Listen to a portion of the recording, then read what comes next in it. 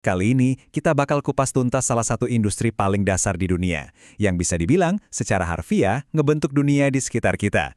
Yup, pertambangan. Dan kita akan lihat gimana peran penting Indonesia di dalamnya.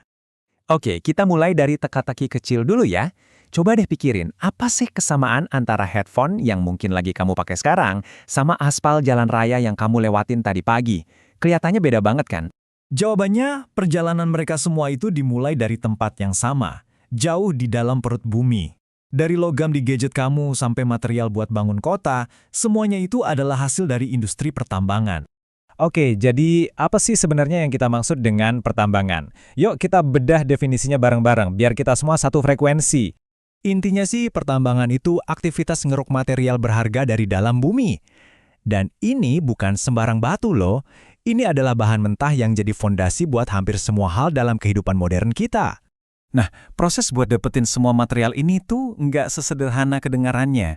Ini adalah sebuah perjalanan panjang yang punya beberapa tahapan penting, dari mulai nyari-nyari sampai produknya siap dipakai. Kalau kita lihat gambar ini, prosesnya kelihatannya rumit banget ya. Tapi tenang, sebenarnya semua ini bisa kita sederhanain jadi beberapa tahap utama aja.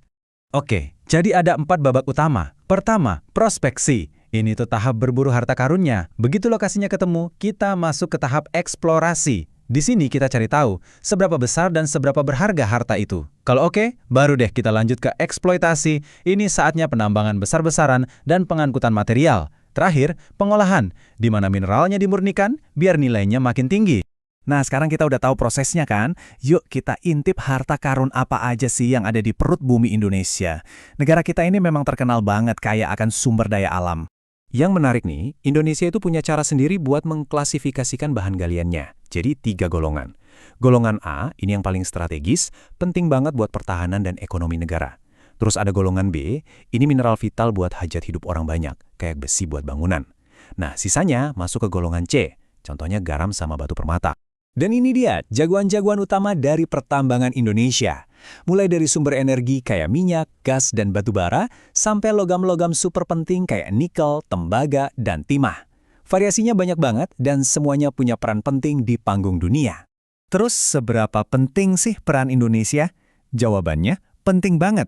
Untuk beberapa mineral, Indonesia itu bukan cuma pemain, tapi bisa dibilang raksasa global. Coba deh, lihat angka ini, 30%. Itu adalah porsi cadangan nikel seluruh dunia yang adanya di Indonesia. Gila kan? Mengingat nikel itu komponen kunci buat baterai mobil listrik, ini artinya masa depan transportasi dunia itu bergantung banget sama apa yang ada di bawah tanah kita. Lanjut, ada timah. Kita ini negara dengan cadangan timah terbesar kedua di dunia loh. Tanpa timah dari sini, mungkin aja solder di sirkuit HP atau laptop kamu itu nggak akan ada. Oh, dan jangan lupakan tembaga. Indonesia masuk peringkat 11 produsen terbesar di dunia.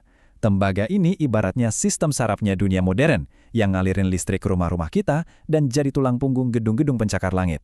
Dengan semua sumber daya ini, udah jelas banget kalau pertambangan itu dampaknya luar biasa besar buat ekonomi negara. Yuk kita lihat lebih detail kontribusinya. Jadi apa artinya ini semua buat kita? Gampangnya gini, pertambangan itu mesin penggerak ekonomi. Dia yang nyalain listrik di rumah, ngebangun jalanan yang kita lewati, buka jutaan lapangan kerja, dan nyediain bahan baku buat laptop dan ponsel yang kita pegang sekarang. Kontribusinya ada di mana-mana. Tapi, ya namanya juga industri raksasa, pertambangan ini tuh kayak pedang bermata dua. Di satu sisi, manfaat ekonominya gede banget. Tapi di sisi lain, ada tantangan besar yang harus kita hadapi. Nah, kutipan ini pas banget ngegambarin dilemanya. Manfaatnya itu nyata, tapi potensi dampak lingkungan dan isu sosialnya juga nyata.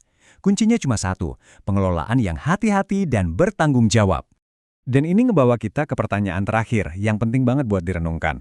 Dengan semua kekayaan sumber daya ini, gimana caranya kita bisa manfaatin ini buat kemajuan, tapi di saat yang sama tetap menjaga kelestarian lingkungan buat generasi yang akan datang? Ini tantangan besar buat kita semua.